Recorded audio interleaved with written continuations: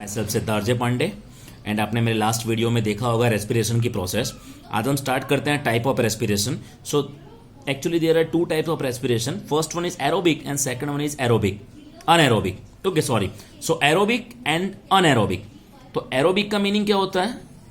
Means oxygen add होगा।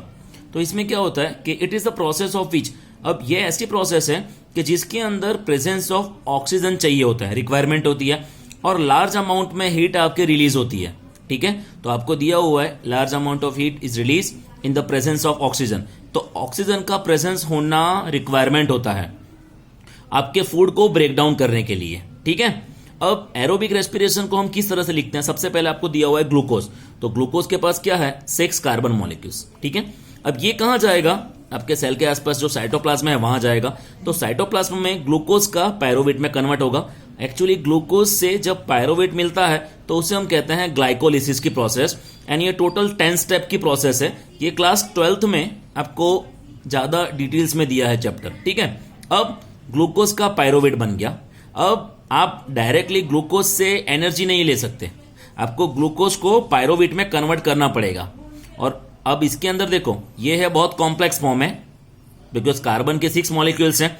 अब carbon के यहां पे आपको क्या मिला? 3 कार्बन मॉलिक्यूल्स। तो 3 यहां पे मिल गया, तो बाकी का कहां गया?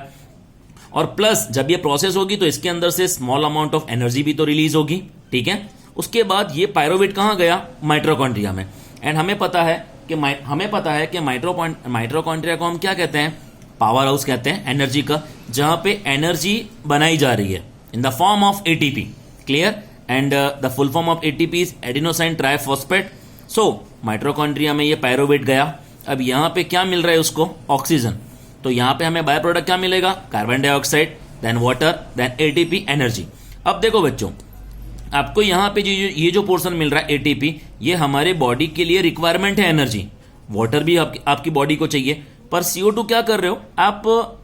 उसे क्या कर रहे हो? रिलीज कर दे रहे हो बाहर के एटमॉस्फेयर में। ठीक है, तो हमें जो रिक्वायरमेंट है वाटर और एटीपी एनर्जी, वो हमें किससे मिल रहा है? पायरोवेट। पर पायरोवेट कहां से बन रहा है? ग्लूकोज से। दैट मीन्स हम इसको डायरेक्ट ग्लूकोज से लेकर ये प्रोसेस नहीं कर सकते। दैट मीन्स हमें स्टेप वाइज जाना पड़ता है। तो सबसे पहले याद रखना, एरोबिक रेस्पिरेशन में क्या होता है? प्रेजेंस ऑफ ऑक्सीजन, यह पहला word. Second one, break down the food. ठीक है, आपके फूड को ब्रेक डाउन करना हो तो ऑक्सीजन का प्रेजेंस कंपलसरी चाहिए होता है, ये फर्स्ट पॉइंट। सेकंड, ग्लूकोज का पहले क्या बनता है? पायरोवेट। पायरोवेट के पे फिर क्या बनता है? आपका माइटोकॉन्ड्रिया में जाके प्रोसेस होती है, तो वहां क्या मिलता है आपको? CO2, then water, then ATP. अब हम चलते हैं अनएरोबिक रेस्पिरेशन की तरफ। तो इसके उसमें डिटेल्स में जाने से पहले, अनएरोबिक पे जाने से पहले कुछ इन्फॉर्मेशन है जो मैं आपको बता दूं। आपको इन्फॉर्मेशन दी हुई है। सबसे पहले आपको लिखा हुआ है this process start in the cytoplasm. ठीक है, दैट मीन्स ये प्रोसेस कहां स्टार्ट होती है? आपकी साइटोप्लाज्म में। एंड कंटिन्यूस इन माइटोकॉन्ड्रिया, और फिर लास्ट में कहां जा रहा है आपका? माइटोकॉन्ड्रिया में ऑफ द सेल के माइटोकॉन्ड्रिया में। Clear? Then next one, water आपको दिया हुआ है। Water and carbon dioxide are the produce as the waste product. अब आपको क्या दिया हुआ है? आपको पता है कि कई बार आपकी बॉडी में जो वाटर बन रहा है वो कहीं ना कहीं वाटर काम का भी है, और कुछ वाटर ऐसा बन रहा है प्रोसेस से कि जो आपकी बॉडी से उसे रिलीज करना ही पड़ेगा। दैट मीन्स वो one type of waste product भी आपका। तो water and CO2 are the produce as the waste product, तो आपका वेस्ट प्रोडक्ट है। The energy release during this process is used for all other life process. आपकी life process में हमें क्या चाहिए होता है? एनर्जी चाहिए होता है। तो इस प्रोसेस से हमें एनर्जी मिलती है आपके हर बॉडी पार्ट में। The release of energy in the aerobic process is much more than anaerobic. ये स्टेटमेंट याद रखना, एरोबिक में सबसे ज्यादा क्वांटिटी में एनर्जी रिलीज होती है। ठीक है, अनएरोबिक के कंपेयर में। अब सेकंड आपको सीखना है बच्चों अनएरोबिक रेस्पिरेशन। सो अनएरोबिक रेस्पिरेशन के लिए आपको दिया हुआ है, first of all it is the respiratory process in which small amount of energy is release. Actually इसके अंदर भी एनर्जी तो बन रही है, लेकिन एनर्जी बहुत कम अमाउंट में बनता है, और इसके अंदर absence of oxygen means oxygen का रिक्वायरमेंट नहीं होता। ऑक्सीजन नहीं होगा, या तो बिल्कुल नहीं होगा या थोड़ा बहुत होगा। 2 कंडीशन होती है, मैं आपको डिटेल्स में समझाता हूं। From the break down to food substance, that means food को ब्रेक डाउन करना हो तो एरोबिक में क्या था? ऑक्सीजन की रिक्वायरमेंट थी, लेकिन इसके अंदर ऑक्सीजन नहीं चाहिए आपको। उसके बाद it takes place in yeast. अब ये आपको कहां कहां दिख रहा है? यीस्ट में, बैक्टीरिया में, ह्यूमन मसल्स में। किस तरह से मैं आपको समझाता हूं, ठीक है। आपको दिया हुआ है muscle cell become temporarily anaerobic.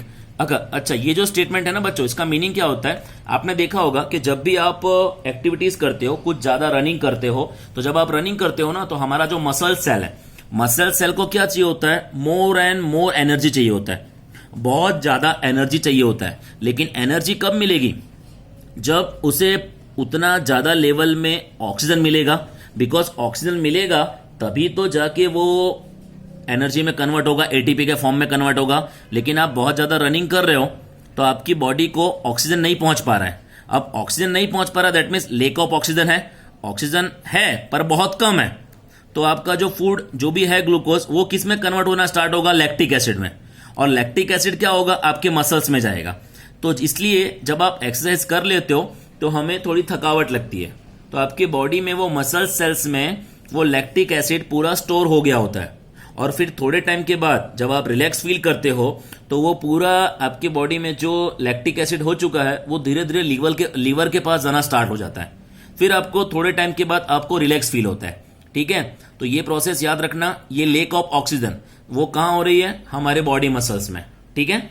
उसके बाद आपको दिया हुआ है on the basis of product format. अच्छा, इसे आप दो पार्ट में डिवाइड किया हुआ है, फर्मेंटेशन की प्रोसेस। तो फर्मेंटेशन की प्रोसेस में फर्स्ट ऐसा होता है अल्कोहलिक फर्मेंटेशन।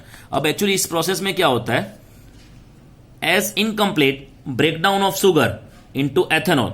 अब इसमें क्या होता है बच्चों, कि जब भी आपका जो शुगर पार्टिकल जो ग्लूकोज है, जब आप उसे ब्रेकडाउन कर रहे हो, an incomplete breakdown means completely breakdown नहीं हो रहा है, incomplete of sugar into ethanol, तो वो किस में मिलता है आपको, एथेनॉल में। And carbon dioxide to release energy call alcoholic fermentation.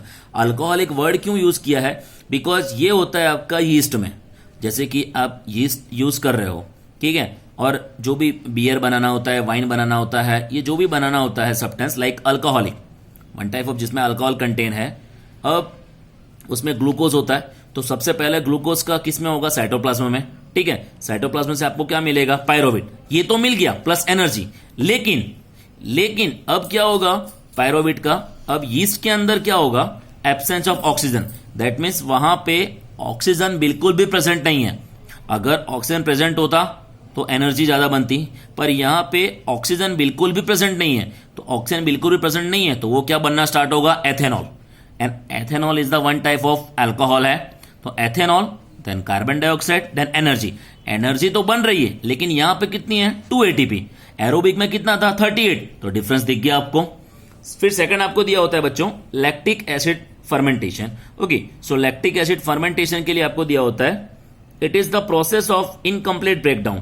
ये भी याद रखना, इनकम्प्लीट ब्रेकडाउन है शुगर का, of sugar into lactic acid. Actually body में जो ग्लूकोज जो पायरोविट बन गया, उस पायरोविट के बाद कंप्लीटली ब्रेकडाउन नहीं हो पा रहा है, उसका इनकम्प्लीट ब्रेकडाउन हो रहा है। और वो किस में हो रहा है, लैक्टिक एसिड में, on energy in some bacteria. अब एग्जांपल के लिए जैसे कि bacteria cause milk to turn short, this bacteria feed on sugar and break it into lactic acid. अब देखो, मैं जैसे कि यहां पे आपको बताया हुआ है, जो भी ह्यूमन है, अब हम लोग क्या करते हैं, कुछ फिजिकल एक्सरसाइज करते हैं। तो जब हम एक्सरसाइज करते हैं, so glucose is metabolised to form lactic acid. तो ग्लूकोज का सीधा सीधा लैक्टिक एसिड में कन्वर्ट होना स्टार्ट होता है। क्यों होता है, मैंने आपको रीजन पहले ही बता दिया। The accumulation of lactic acid cause fatigue and muscles cramps, ठीक है। After accumulation of lactic acid cause fatigue and muscles cramps after a prolonged exercise. It can be summarized. अब देखो, कई बार क्या होता है बच्चों, आपने सीखा होगा कि क्रैम्प्स मीन्स जो भी लैक्टिक एसिड जमा होना स्टार्ट होता है, फैटिस, तो आपको क्या होता है, एक थकावट महसूस होती है। एंड लैक्टिक एसिड पूरी तरह से वहां इकट्ठा हो जाता है, जम जाता है। तो उसको समझने के लिए ग्लूकोज है, ग्लूकोज में आपका किस में कन्वर्ट हो रहा है, पायरोविट में। तो ये तो फिक्स है, ग्लूकोज से